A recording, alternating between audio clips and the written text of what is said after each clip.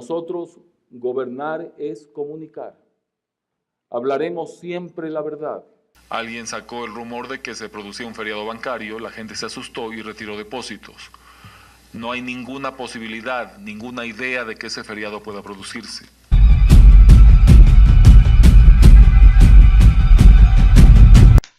En el año 1994, bajo el gobierno de Sixto Durán Ballén y Alberto Dajic, se aprueba la Ley de Instituciones Financieras que liberalizaba al sector bancario.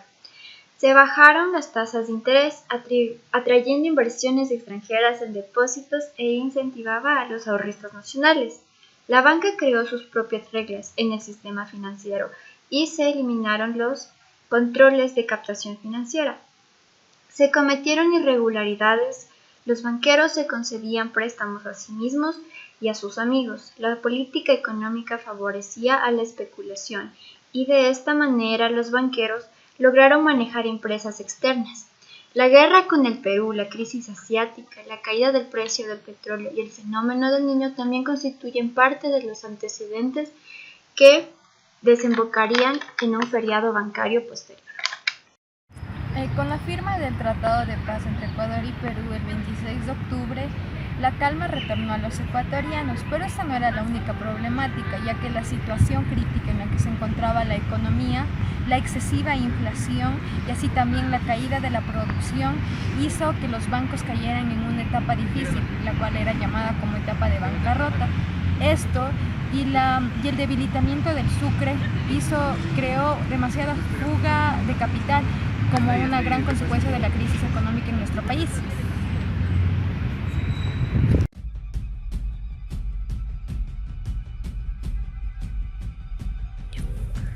Cuando vamos a aprender un poco de la historia económica ecuatoriana, es indudable no hablar del feriado bancario.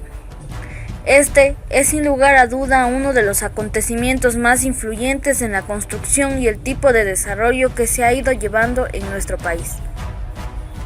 Crisis económicas han existido y existirán siempre, porque el capitalismo es así de naturaleza. Sin embargo, hay que tener en claro que el hecho de que la economía mundial fluctúe de forma diversificada por distintos factores exógenos no es un justificante para hechos como la desigualdad, la pobreza y el aprovechamiento de distintas oligarquías. Nosotros como latinoamericanos conocemos muy bien las verdaderas intenciones de los países hegemónicos y sabemos también lo que son capaces de hacer por mantener su poder. Así, es claro entender entonces que muchos de los problemas económicos que enfrentamos y que nos han afectado a tal punto de hacernos pensar que somos naturalmente pobres, poco intelectuales y poco desarrollados, no es solo un problema nacional interno, sino un tema mundial. El feriado bancario no es solo causa de la corrupción ecuatoriana, sino sobre todo parte de las políticas neoliberales estadounidenses que se aplicaron para aprovechar nuestra débil soberanía y usarnos a su conveniencia para someternos a sus intereses económicos. El 8 de marzo de 1999, el superintendente de bancos anuncia en un comunicado nacional en todo el Ecuador que todos los bancos serán cerrados. El motivo de este es que se involucra un salvataje bancario y en el cual al pueblo ecuatoriano le cuesta más de 8.000 millones de dólares. Magua decretó un congelamiento de depósitos por un año, de las cuentas más de 2 millones de sucres. Aún así los bancos quebraron y el Estado asumió los costos, transmitiéndoles a la población a través de diversos mecanismos, entre ellos la reducción de gastos sociales y la elevación de gastos de servicios. Durante el mismo año, el Banco Central del Ecuador, como el fin de salvar el déficit propuesto del Estado que el imperio cubría el gasto público, implementó una serie de medidas devaluadoras del sucre y el efectivo decretó la inflación, la depresión de los ahorros de la población. En respuesta a las medidas del Banco Central, la población ecuatoriana empezó a cambiar masivamente la moneda nacional sucre por el dólar americano, que brindaba más confianza. La crisis financiera produjo aproximadamente un 70% de cierre de las instituciones financieras del país. En 1999, la actividad económica fue de menos 7 a menos 8%. El Sucre perdía valor por un 195%. Las pérdidas económicas ascendieron un 8.000 millones de dólares. El ingreso por capital del dólar americano había caído un 32% durante aquel año. El desempeño aumentó el 9% y el 17%. Y el subempleo aumentó el 49% y el 55%. Fueron utilizados 1.6 millones de dólares de fondos del Estado ecuatoriano a los bancos que quebraron. El medio circulante aumentó a una porción anual de 170% para pagar a los depositantes de los bancos quebrados. Con la dolarización, a muchas familias se les entregó su dinero posteriormente en billetes de dólares americanos, por lo cual eso significaba que el monto era mucho más bajo a lo que realmente representaba el Sucre. La devaluación del Sucre, a muchas personas se les devolvió posteriormente su dinero, pero en billetes americanos, lo que significó que su monto de ahorros era mucho más reducido que en el monto verdadero que eran los sucres. Mediante estas medidas, muchos habitantes del pueblo ecuatoriano tuvieron que emigrar hacia otros países para poder confrontar la situación económica que estaba afectando gravemente sus vidas cotidianas en motivos de desarrollo como educación, alimentación, salud y áreas de subsistencia. Consecuencias sociales y económicas. Este evento llevó a una profunda crisis económica en el Ecuador. A los estratos sociales pobres les asumió una miseria, y no hablar de las familias, que ya estaban con ella antes de las crisis. Al año siguiente se produjo un golpe de Estado en el país. Muchas familias ecuatorianas, con el objetivo de lograr salir de la pobreza y dar una calidad de vida a sus hijos, emigraron a los países del norte de América, como Estados Unidos y de Europa, principalmente a España. Y de forma secundaria a Italia, varias familias se separaron, creando un fenómeno social hasta el día de hoy. Las sociedades ecuatorianas no pueden superar, tampoco olvidar. Esto hizo que haya ecuatorianos en muchas ciudades del mundo. Aunque algunos regresan al país natal, otros no piensan volver. Gracias. La crisis económica ha sido un constante en Ecuador. Ha sido algo que ha pasado prácticamente siempre, que no ha tenido como un momento en el que se diga que ha desaparecido por completo. Sin embargo, hay una crisis económica que tiene mayor repercusión por ser la más grande, la más intensa, la más catastrófica probablemente, que es la crisis de 1999. En realidad esta crisis viene desde hace mucho antes, es como una consecuencia de una cadena de sucesos que se vinieron acarreando durante algún tiempo, desde la época de la posguerra en los años 50 aproximadamente. Sin embargo, lo que causó que esta crisis se desatara por completo, que explotara, fueron algunos factores un poco delicados, por decirlo así. Primero, como Estados Unidos quería mantener la hegemonía comercial y había eliminado la convertibilidad y su dinero ya no tenía equivalencia en dólares, todas las demás monedas se fueron devaluando, incluido el sucre. Entonces la banca privada, que tenía mucha deuda con estos estados, su deuda se iba aumentando cada vez más y llegó a un momento en el que no tenían cómo pagarla. Entonces formaron una especie de cartel entre ellos en el que buscaban el beneficio, un beneficio en común.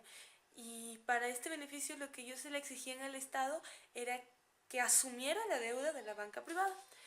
Lo que provocó realmente la crisis en este caso fue que el dinero que se pidió prestado no fue un dinero que se utilizó para la industria o para el desarrollo propiamente del país, sino fue un dinero que se malgastó. Entonces, si se hubiese utilizado para desarrollar la industria, para crear recursos, probablemente la crisis no hubiese sido tan fuerte como lo fue, no hubiese habido una caída tan hasta el fondo, sino que las industrias se hubiesen logrado desarrollar de alguna manera con este dinero que se... Hola, ¿cómo están? Mi nombre es Melissa y la reflexión o la conclusión a la que yo quería llegar sobre el feriado bancario, un tema que ya nos lleva a pensar sobre muchos acontecimientos más, sobre la economía no solo del Ecuador, sino de Latinoamérica y su dependencia con Estados Unidos. Ahí es importante recalcar que temas como el feriado bancario son importantísimos porque han determinado tanto las condiciones y decisiones políticas, económicas y sociales del país. Aunque sabemos que crisis han existido y existirán siempre porque el modo de producción capitalista así es por naturaleza, no hay que confundirnos. No hay que confundirnos porque el hecho de que el capitalismo como tal en su ciclo económico tenga la crisis como parte de su etapa cíclica, no quiere decir que se justifiquen ciertos hechos que apoyan la desigualdad y que vulneran los derechos de muchas personas. En especial, en todo el mundo se ha visto y en la historia se ha visto que se han vulnerado en especial los derechos de los latinoamericanos al endeudarnos con extorsionantes cantidades de dinero que hasta hoy no se han podido pagar y que se piensan en pagar cuando en realidad se deberían gastar en el público, en el pueblo y en la gente que lo necesita.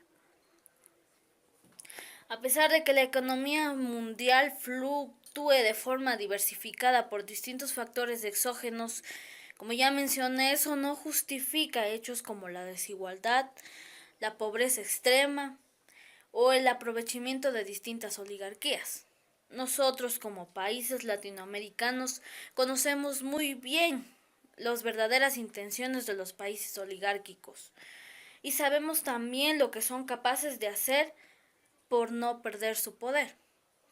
Es así que se nos hace claro y fácil entender que la mayoría de problemas económicos que tenemos y que en este caso Ecuador tiene y que nos han ido afectando a tal punto de hacernos pensar que nosotros somos naturalmente pobres, que somos poco intelectuales y pocos desarrollados por naturaleza, por mandato divino, que esto es un problema no solamente de ideológico de forma nacional interna, sino que es un tema mundial que se debería tomar en cuenta y que se debería cambiar. Por tanto, nosotros podemos concluir o podemos llegar a la idea de que el feriado bancario como tal no solo es causa de la corrupción ecuatoriana, no solo es causa de la negligencia, del mal orden social que hubo durante esas épocas, sino que sobre todo forma parte de las causas que dejan esas políticas, en este caso de la política neoliberalista que se aplicó para aprovecharse de nuestros recursos, para aprovecharse de nuestra débil soberanía y usarnos a su conveniencia para someternos a sus intereses económicos, para hacer aún más grande esa dependencia que supuestamente nosotros tenemos sobre ellos y que no deberíamos tenerla porque en cierta parte nuestra soberanía debe ser solventada por organizaciones como la UNASUR y que lamentablemente hoy en día se están disolviendo poco a poco. Entonces, análisis como este sobre temas o hechos históricos como el feriado bancario nos deberían llevar a pensar y analizar sobre cuán importante es el hecho de imaginarnos a nosotros como que si el desarrollo fuera llegar a tener un sueño americano o llegar a ser como ellos. En realidad no debemos ser como ellos, sino tratar de ser más como nosotros y tratar de mantener nuestra soberanía. En conclusión, la crisis bancaria en el Ecuador fue realmente una crisis que golpeó muy duro al Ecuador, tanto económicamente como socialmente. Económicamente podemos decir, como he aprendido en clase, la fluctuación o ciclos económicos en el Ecuador. Esto fue una contracción en la economía ecuatoriana, ya que realmente bajó el desempleo, el PIB bajó a 18.000 millones de dólares en el año del 2000. Pero el feriado bancario era 1999, pero el PIB bajó en el año 2000. Pero bueno, comenzó el desempleo y comenzó las grandes migraciones. Y también, para decir los problemas sociales, comenzaron las revueltas y las revoluciones de esto de Lucio Gutiérrez y la Alianza Indígena. Pero el feriado bancario, la propuesta que hacían los banqueros o el Estado era buena, realmente tenía una iniciativa muy buena.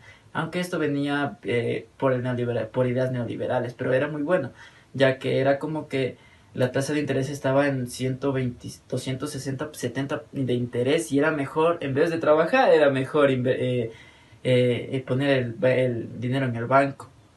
Eso también ayudaba mucho a los inversionistas y a los ahorristas y traer inversión extranjera al Ecuador. Pero la medida era buena. Lo malo es que eran los presidentes o el presidente y eran los banqueros que no supieron administrar el dinero de las personas que estaban